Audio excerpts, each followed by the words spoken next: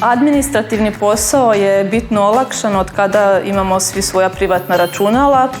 Prije smo više koristili pismene oblike pripreme, dok danas koristimo više digitalne alate. Olakšano je i dijeljenje materijala s drugima. Svakako razmjenjujem ideje, mišljenja s kolegama o radu.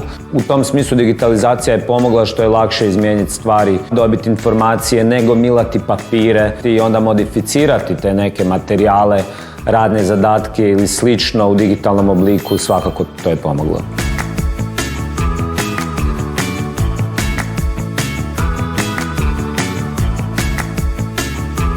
U školi se koristimo aplikacijama isključivo koje se nalaze u e-laboratoriju, odnosno one koje možemo instalirati, jer inače treba dozvola administratora za instalirati bilo koju vanjsku aplikaciju, tako da je u tom smislu sigurnost zajamčena na neki način. Od digitalnih alata u školi se koristimo Lumenom, koristimo se Google učionicom, Microsoftovim Teamsom. To su, rekao bi, glavni alati. Vjerujem da se neke kolege koriste još nekima, ali to su 3 glavna koja prevladavaju. Škola osigurava digitalno sigurno okruženje prije svega učenjem navika učenika da se štite i kolega, profesora. Pokušavamo instalirati svugdje gdje možemo antivirusne programe i naravno Windows Defender, ažuriranja softvera, sve to raditi se mora i radimo.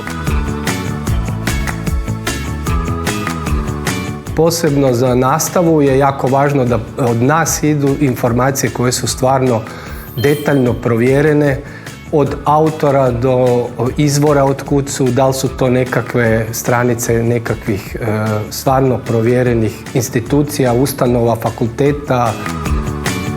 Autorska prava treba poštivati, uvijek navesti autore, mislim to učimo i stalno, pogotovo kad pišu svoje radove, seminare ili kad pišu svoj završni rad. Na društvenim mrežama najčešće objavljujemo obavijesti, ali ono s čime se najviše ponosimo, nešto od izvannastavnih aktivnosti, posebne uspjehe učenika, razreda i učiteljica. I posebno pazimo na uljudnu i pozitivnu komunikaciju. Ključno mjesto za objavu svih novosti vezanih u školu je naša školska web stranica.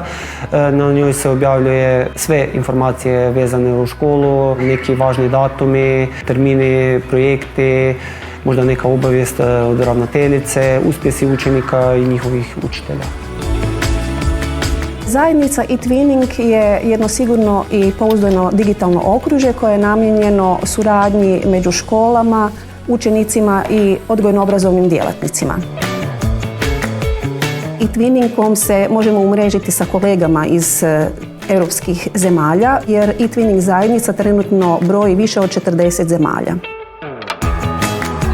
Meni najdraži alat je digitalni alat za izradu e-knjiga, Book Creator, pogotovo zato što se u njemu može raditi suradnički, a zanimljiv je zbog toga što se osim tekstova mogu umetati i različiti audiovizualni materijali, uključujući i videe.